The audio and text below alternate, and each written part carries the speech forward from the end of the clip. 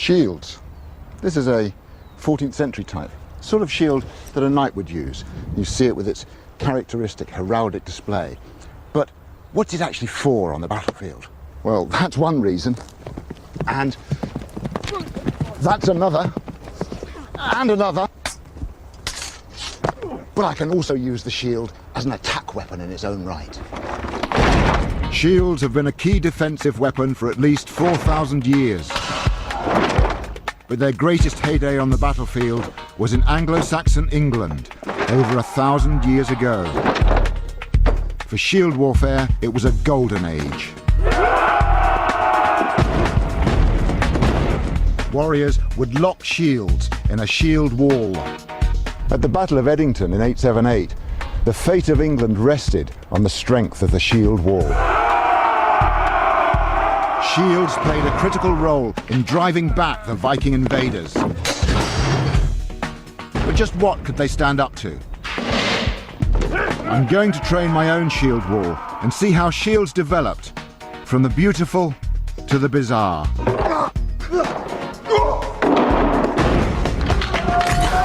Even today, they remain a first line of defense.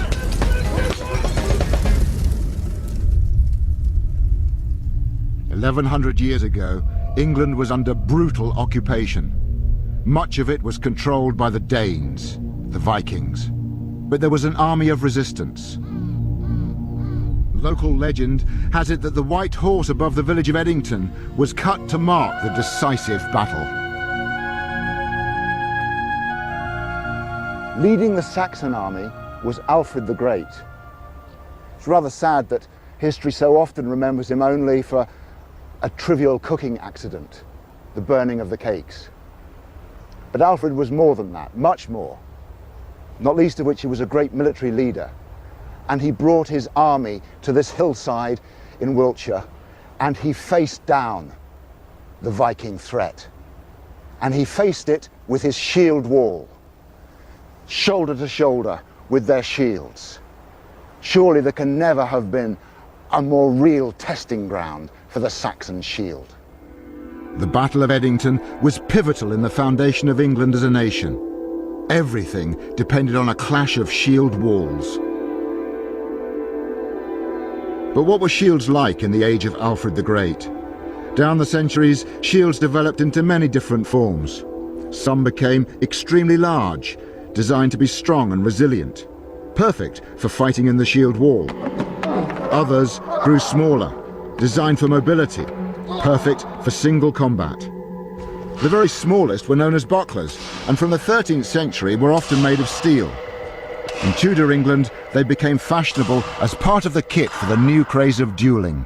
Bucklers are used really in quite a different way to regular shields. They're not really suitable to blocking a blow directly.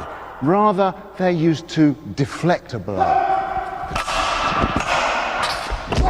They can also be used as a steel fist to strike with, so they're also good offensive weapons. Fighting with a sword and buckler was popular, and young men would make a racket as they swaggered in the streets with their bucklers clashing against their swords. Hence the term swashbuckling. When you're defending against a buckler strike, there's a couple of things I need to bear in mind.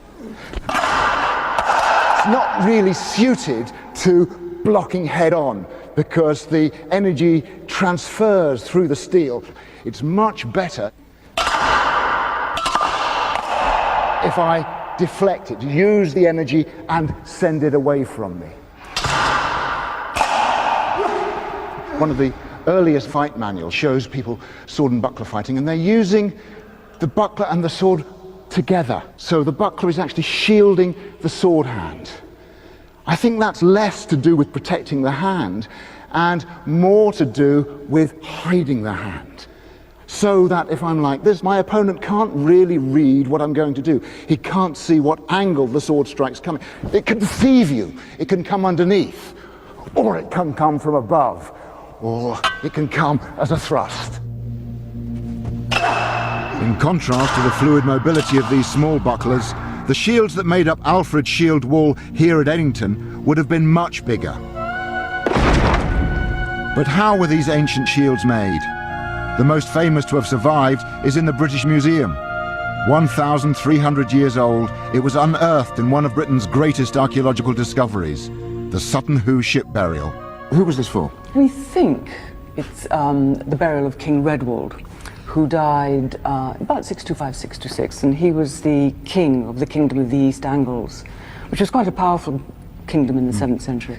You've got this big warrior cult, where you get guys buried with spears and shields, and then, of course, the very top men get buried with helmets. But the shield was regarded an esteemed bit of the war gear. You were a true warrior if you carried a shield, from quite small bucklers to something like the Sutton Hoo shield, which is one of the biggest. I mean, it's pushing 90 centimetres. It's huge. The shield is adorned with images in bronze, copper, and gold. The dragon in particular, I mean, it's a piece of the metalsmith's art. But also, of course, I mean, dragons, guardian of treasure, guarding the body that you're protecting, and the bird of prey. That's an amazingly strong image. Obviously, this is a replica.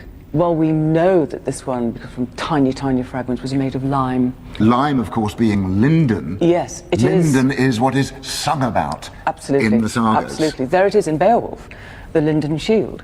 And so this gives us what I like to see as a direct link into that world. We've got single layer of wooden boards glued together. Yes, this is one of the great mysteries, I think, of shield construction, that the ones that have been found in bog finds do seem to be just glued together. There's no evidence of tongue and grooving, for example, but of course the leather, which can be shrunk onto it, gives it that extra structure as well. To discover what punishment these shields could take, I'm going to have a replica built and test it to destruction.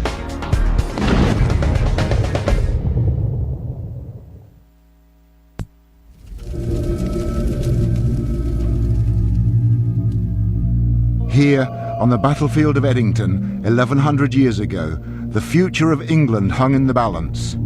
As Vikings ravaged the last independent kingdom, Wessex, Alfred the Great mustered an army for a final showdown.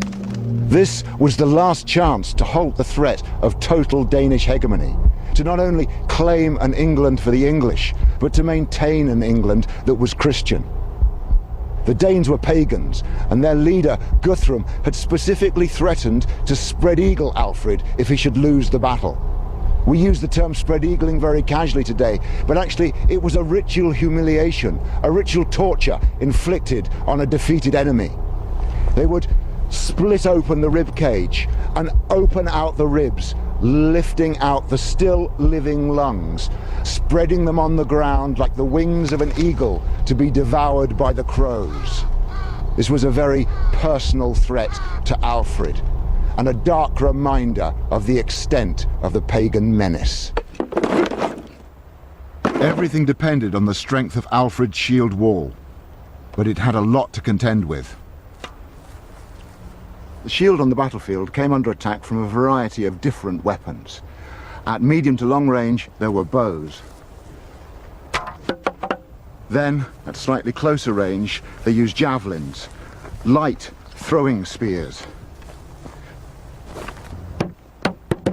Perhaps my favourite of the close-range shock weapons was this, the Francisca, the little Frankish throwing axe. With its delightful sweeping curves, it's very pleasing to the eye, and it was a popular weapon with Saxons and Vikings. Generally, a warrior would have two of these, a pair, and he would get to really quite close range, and then trying to catch the shield men off guard, he would hurl his Franciscas, and then drawing the sword, rush in, hoping to catch the enemy off guard.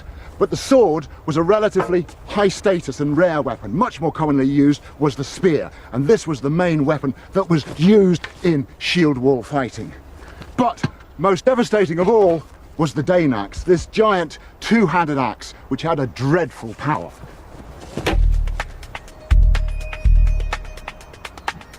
So how strong were Anglo-Saxon shields? How much punishment could they take? To find out, I've turned for help to a specialist who's been making shields for the past 15 years, Steve Etheridge. Right, and this is my shield room. An Aladdin's cave of shields. It's got a few in it, yeah. What you're looking for in a shield, you're looking for two qualities. First of all, obviously, you're looking for strength, but also you want lightness as well. If you're fighting in a battle for longer than a few minutes, you're your left arm is going to get really tired. So that might indicate that what they were doing was using two materials which they could combine together to get those properties, a composite. The key element will be rawhide, untreated cowskin. One 10th century law even stipulated no shield maker shall cover a shield with a sheepskin. It's a great material, isn't it? It is very good indeed, but you can see it doesn't actually hold the shape very well at the moment. So this is why you have the wood to actually shape it with the wood sandwiched between the two layers of rawhide. To make a shield, Steve is going to use the wood celebrated by the Anglo-Saxons, linden wood, lime. It is an extraordinarily light wood. It is very light. Try bending it. I can really feel the spring in that. Yeah, it's really quite flexible. And bends in both lanes. Exactly, yeah. But the big question is, we've got very thin boards. Yes. How are you fixing them together? Only one way it can be, with glue made from cheese.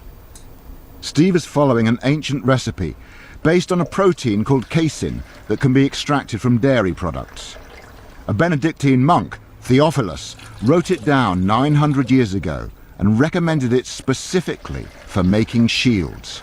Next ingredient is vinegar. This will start to knock out the casein. We've got an instant chemical reaction. You really can see it separating. Yep. Theophilus says, put back into the mortar and pound it carefully with the pestle and water mixed with quicklime. It will react with the protein to actually make it a little bit stickier. And this is a trial and error quantity. Yes. You just keep on gently adding this stuff until you've got what you hope are the right proportions.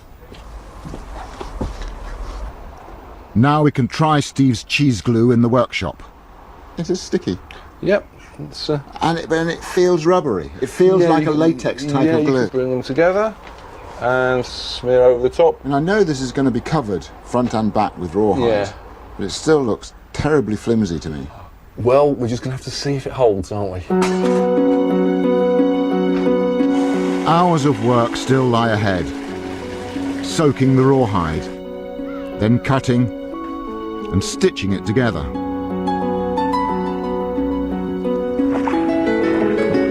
A clue to the durability of Anglo-Saxon shields comes from a Viking text describing a ritual duel, the Holmganger. It was an ancient right of law amongst the Vikings that they could settle private disputes by means of a duel. They had two forms of duel. There was the Einvig, a very informal affair, and the Holmganger. The rules of the Holmganger are very elaborate. The two people in dispute would go out to an island where no one could interfere in their private dispute. And there they would stake out a cloak on the ground, about 10 foot square. Then they would cut strips of hazel and set that as a perimeter around the cloak. This was then called the hazelled ground. It was formalised, it had legal authority. They would fight with spears, swords, and most often with axes, but it was a stipulation that each man had with him 3 shields. And this tells us, among other things, that the shield would not be expected to last for the full combat. A man might expect his shield to fail in battle.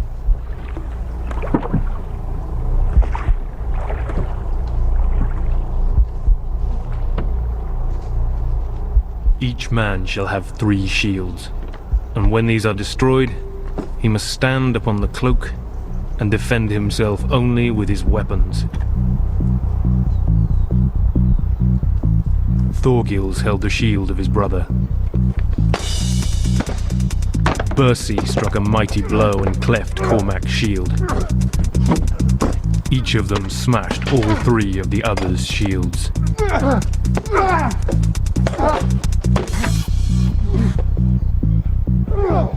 But how well will the shields I've commissioned stand up to the weapons of King Alfred's day? They'll be tested at the Royal Military College of Science at Shrivenham. Shield maker Steve Etheridge has specially made 2 shields using only Anglo-Saxon materials. This is a lime shield glued together with cheese glue. It's feather light, isn't it? It is, yeah. It's just 6 mil of lime glued together. This is the little dinky one. This, Rawhide back and front. rawhide back and front, same thickness of lime in there. So That is relatively heavy. you wouldn't have thought it, but it actually adds an awful lot of weight to it. Steve's also brought along an old favourite of his, a lens-shaped or lenticular shield. Now, it's made out of plywood and canvas, but it's the right shape. It is. It's lenticular. So, and that has, I hope. Yeah, Yeah, that has got, that's it. that's got structural strength. That's what we want to test on this. The first test is in the long ranges.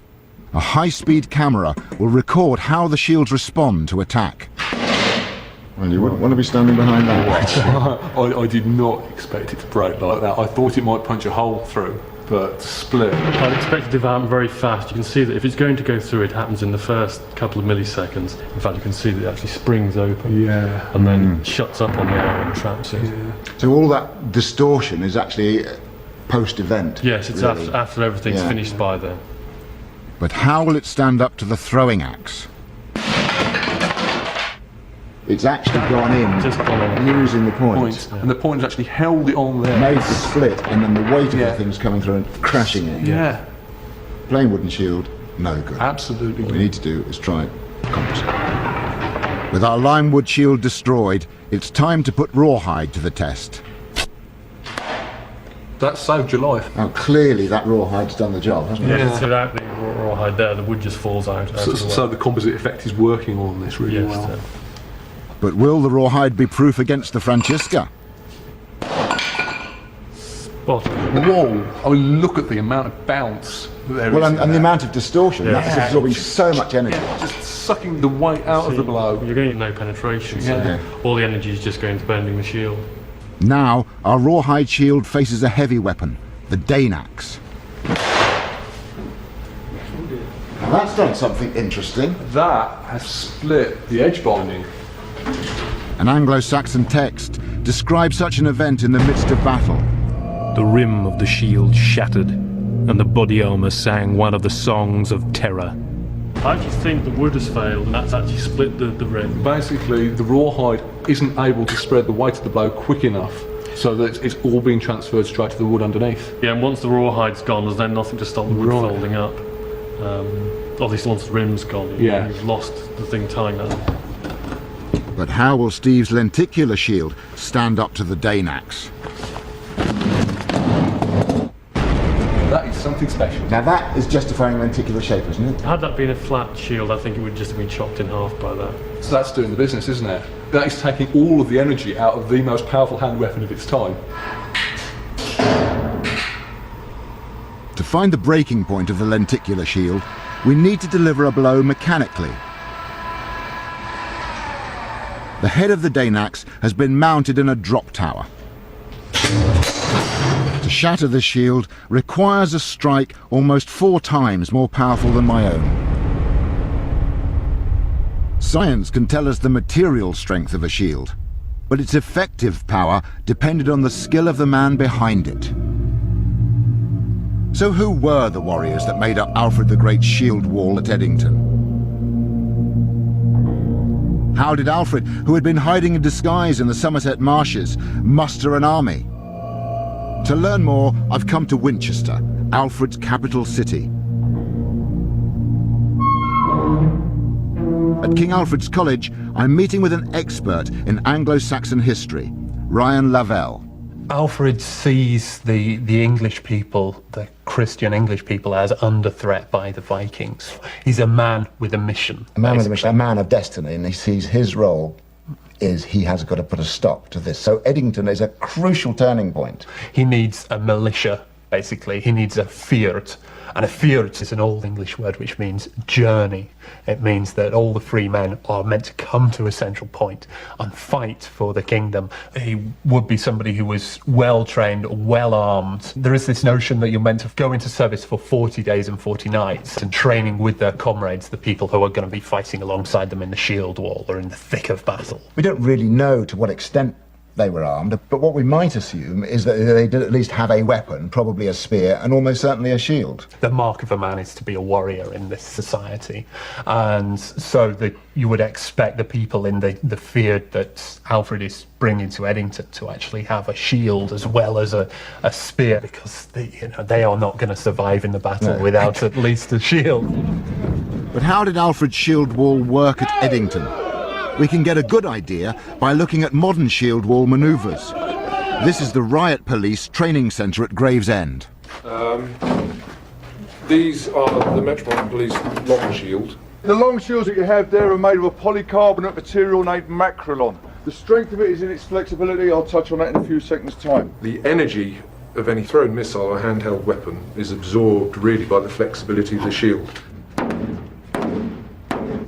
Pretty effective. The only trouble is it is very flexible over the top, and that's why they wear protective helmets. Yeah, that's right. But otherwise, you've got quite a lot of protection behind it.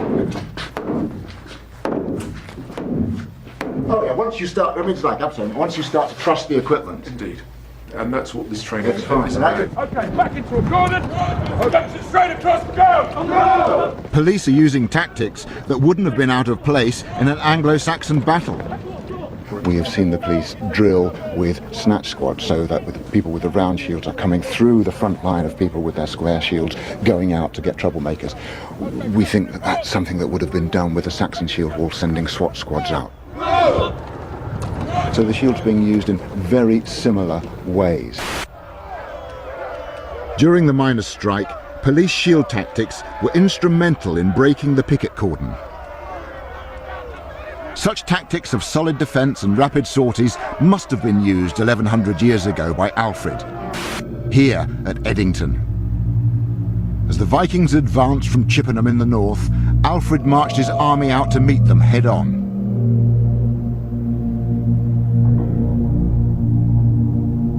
Led by Guthrum, the Vikings probably stationed themselves here at Bratton Camp. It's an ancient hill fort above the village of Edington, where I met local military historian Robin Wilson. Before the battle, how far away is Alfred? About 5 miles, and therefore he would have started at dawn. So once they kick off, it's going to happen He would pretty have been quickly, up here couple of probably hours. sort of in the first couple of hours of the morning. That's right. And whereabouts do you think that Guthrum has? Guthrum would have Taken his I stand. would have suggested would have his outposts set on here at Bratton Camp, on Edington Hill and the long ridge here. Because the and panorama forward. is spectacular, isn't it? I mean, Oh, you really lovely can from that see point. all around. That would have made sure that he wasn't going to be encircled yeah. by Alfred. Compared with modern forces, the armies that faced up to each other at Edington were relatively small, perhaps 3,000 warriors on each side. Alfred assembled his troops to the west and approached out of sight from the enemy. The Vikings challenged him here in open battle, lining up their own shield wall on the high ground. So we've got Guthrum holding the ridge. It's up to Alfred to bring the battle up to Guthrum, isn't it? Alfred would be looking for a space to get through, but he would have had to come and concentrate his forces somewhere fairly close by now, in amongst those valleys. They'd have heard them coming, wouldn't they? But they wouldn't quite know where, because the sound would distort in all these little valleys. Having got into position, they would have formed up in their line abreast with their shields interlocked, and they would then move forward, bashing their shields. So he would be advancing his men up the slope, and they'd know in their hearts as they plodded up there, and that wall was standing steadfast, and they'd have to get there and then smash through. That was the job that had to be done. This front-line training gives an insight into the courage needed in the heat of battle if your main protection is a shield.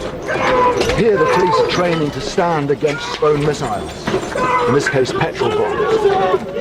Missiles were a major threat against the shield wall. Showers of arrows, spears, thrown axes.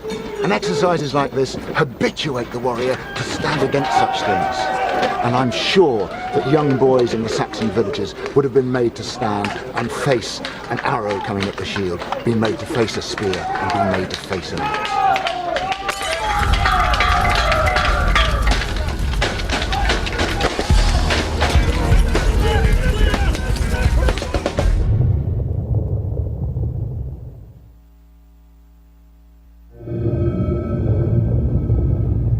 My investigation into shields has taken me from duels to modern-day riots.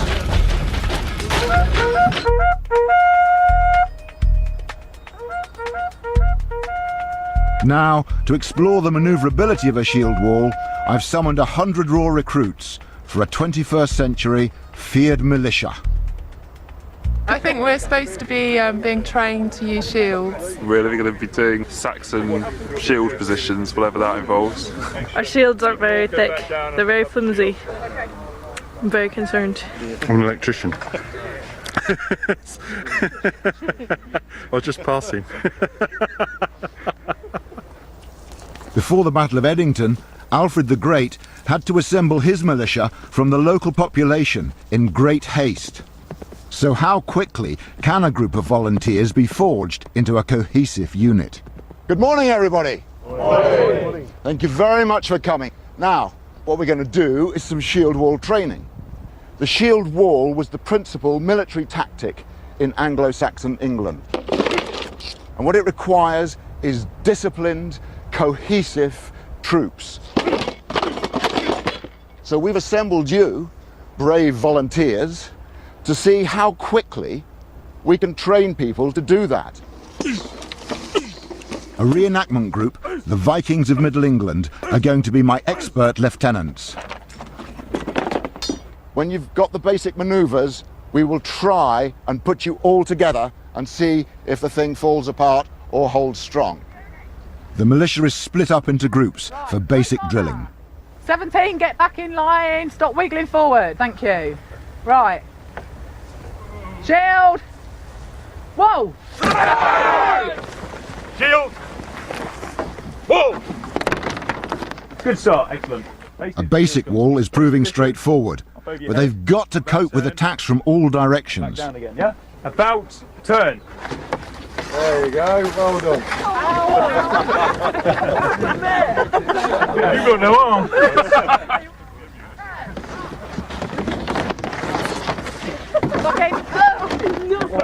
If I tried to pull that, I couldn't. And if I could, the whole line would move, because you're locked.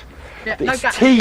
Right? If one of you fail, you're all failed, because you've got a hole. And once there's a hole, people can get in, and when they're in, they can walk down the line and kill you all. Good. We know they're pretend shields, they're not the real thing, but behind there, do you feel a security? Yeah. Makes you feel braver than you would do otherwise. Yeah. So if I were to charge you, you'd hold firm? Yeah. Doesn't matter where I come in the ranks, if I try to burst through, you'd all resist me, would you? Yeah. You sure you can resist me? Yep. Yeah. That's very good. Can I just borrow your shield for a second? That's exactly right. If you've got a SWAT squad coming in or something, you need to brace that and use your body to do that. The real strength of the shield wall is its ability to form depth, particularly against shock attacks from cavalry. If they're only too deep, then I can get the horse to punch through them and really get into those shields. Get on! And get behind them. Now they're in disarray and I really can get in amongst them. Here, the cavalry have the advantage. I think what you need to do, guys, is I think you need to form up much deeper than that, perhaps 4, 5 or even more deep. A denser formation should stand a much better chance of holding firm.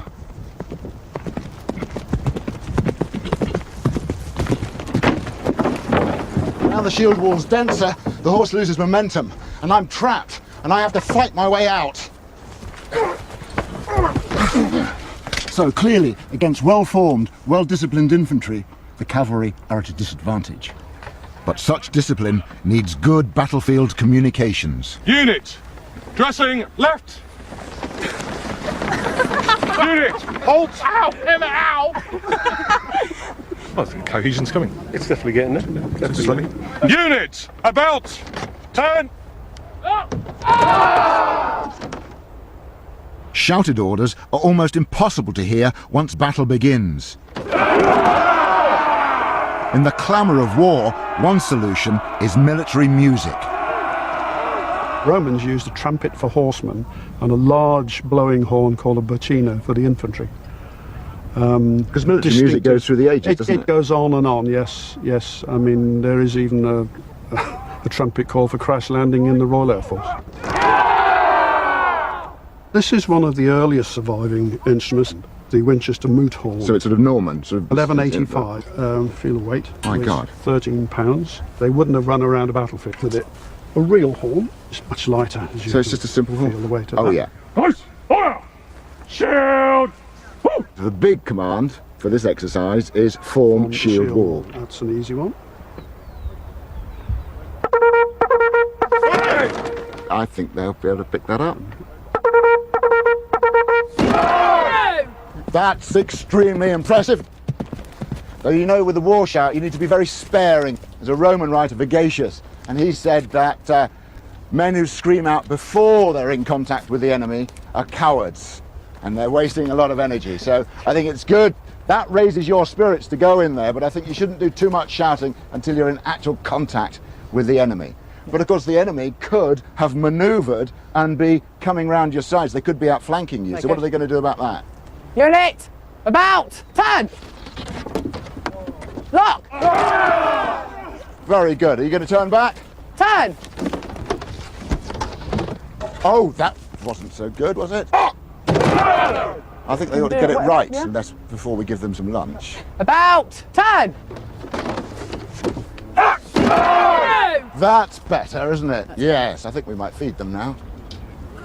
200 years after the Battle of Edington, the shield wall still dominated English battlefields. But then, in 1066, the Saxon shield wall faced its ultimate challenge, the threat of full-scale invasion. William of Normandy had sailed with a state-of-the-art army and landed at Hastings. His aim, the total conquest of England. You see here on the Bayeux tapestry, he not only brought a host of men, but also horses for cavalry. And they carried with them a revolution in shield design, the kite shield. The most distinctive feature of the kite shield is that it has this very long tail.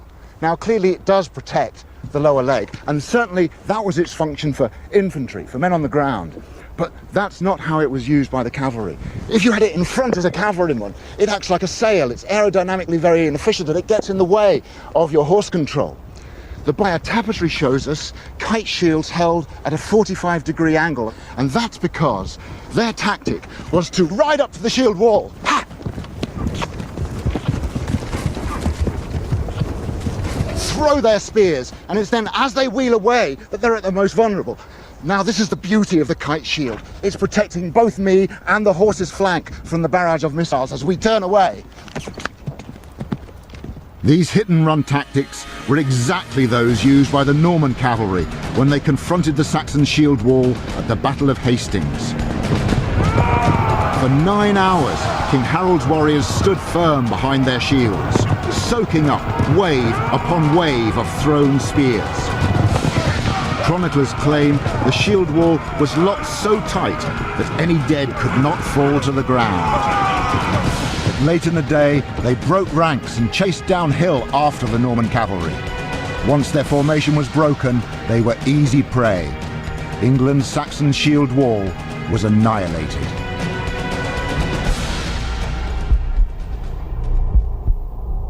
William's victory ushered in a new order and the arrival of the medieval knight on the battlefield. With him came a new way of fighting, impact warfare. This needed full face guards for protection. But a knight's principal motivation was to win fame and glory through martial prowess. He needed to be recognized. And so heraldry was born. Shields became a colourful canvas for chivalric display. As armour technology improved, the shield's days were numbered. In the 15th century, it became possible to encase a man completely in hardened steel, and the shield became all but obsolete on the battlefield. Yet right through the Renaissance, shields retained their significance as the mark of a warrior.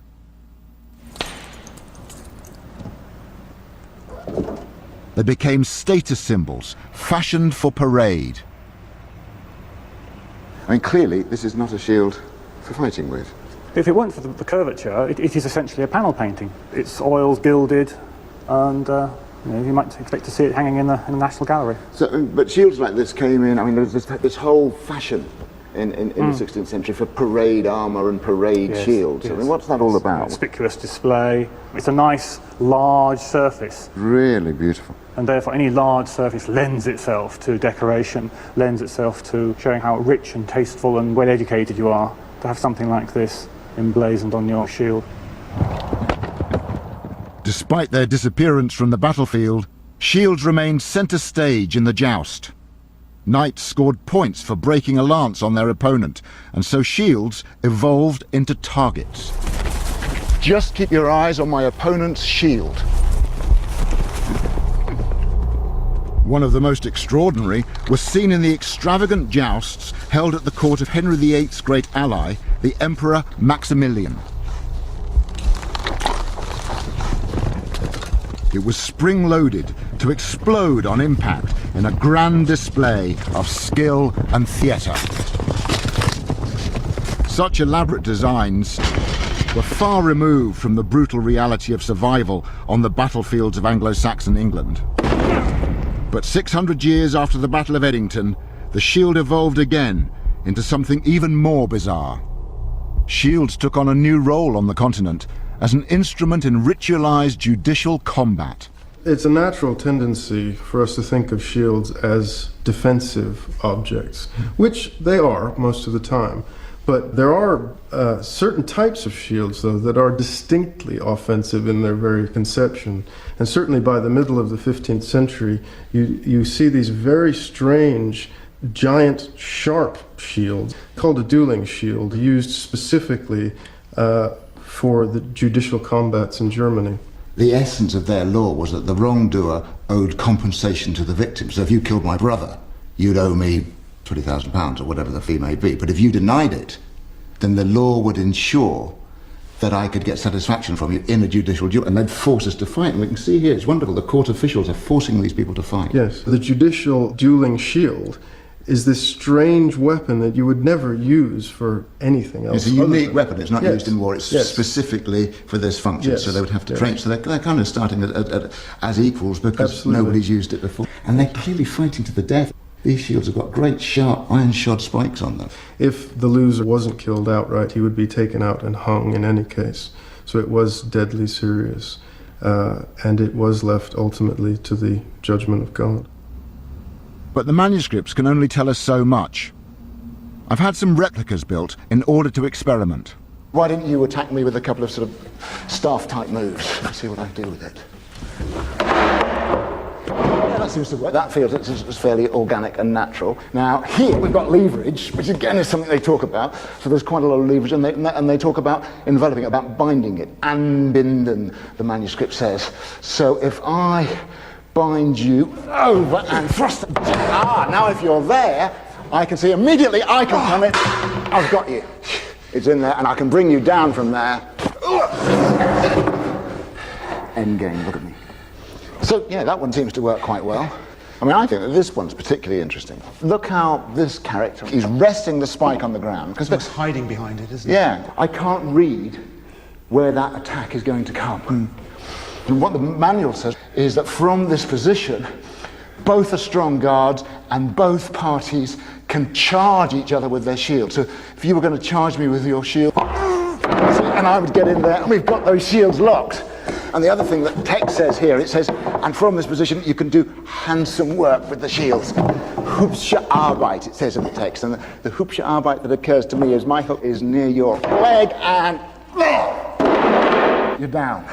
It really is a useful weapon, isn't it? I mean, a lot of it is like staff work, the way that one's using one's hands with it, but you've got so many other things you can do. You can charge with it, you can use the spikes to thrust with, use those hooks to hook with. It really is a most versatile weapon. Down the ages, shields evolved in many different ways, but it was as a weapon in Anglo-Saxon England that it played its greatest role. So how hard was it for Alfred to train his shield wall? And once we start battlefield manoeuvres, will our volunteers stand or fall?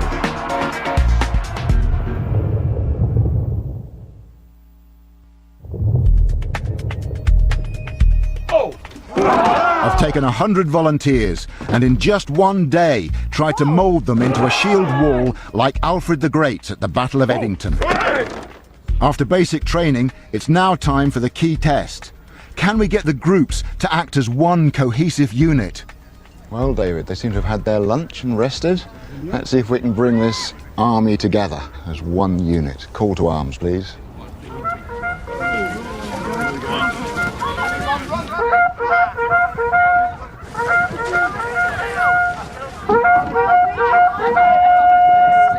Come on, everybody! Get down that hill!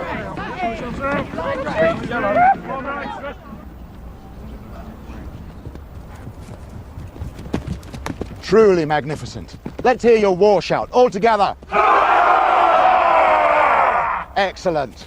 Now you can imagine the din of battle. People shouting, you've got helmets on, the clash of your weapons. It's going to be very difficult now for you to hear the commands and what's happening. So now we're going to bring in Dave Edwards with his bugle. Now the first command he's going to blow is for you to go into open order. Come on, look lively. Make space on the end there. The next command will be for you to fall into 2 ranks. Now into 4 ranks. Come on, look lively.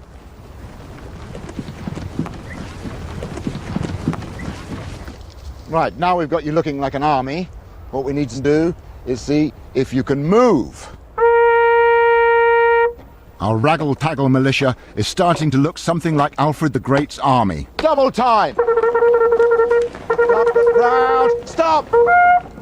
That's pretty damned impressive. About turn. Very good, and advance the men! Double time! Stop them, David! Form shield wall.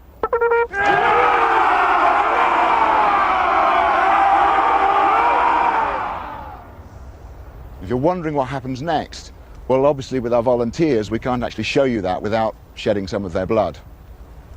But if I were the enemy commander, I only have a limited number of options. If I've got superior forces, vastly superior forces, then I can attempt to outflank them. I could make horns, a forceps type movement coming round both their flanks. If I don't have superior numbers, then I've somehow got to smash through the shield wall. I could do this by sending out SWAT squads, some of my bravest, biggest men, with their great 2-handed axes to force their way, chop their way through the wall.